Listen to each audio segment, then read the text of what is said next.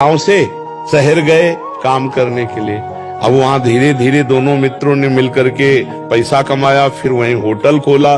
छोटे होटल से एक बड़ा होटल। तो बड़े मित्र के मन में आया कि यार हम दोनों यहाँ आए हैं, इतना रुपया कमा चुके, अगर एक को मार दें तो पूरे अधिकारी हम बन जाएंगे। तो जहर दे के मार दिया और उसके शरीर का अंत्येष्टि संस्कार एकांत में ऐसे कर दिया। अब वो तो बड़ा धनी हो गया, क्योंकि दो मित्रों की कमाई अकेले अपने।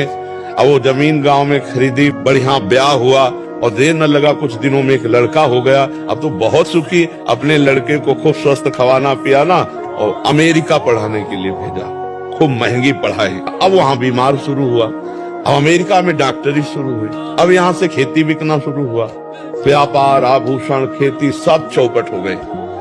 अब ये हालत हो गई कि लाखों करोड़ों कर्जा हो गए कि किसी तरह बच्चे की जा। फिर भी ठीक नहीं, गोद में लेकर पिता रो रहा था और कह रहा था बेटा आभूषण, खेती सब चौपट हो गए।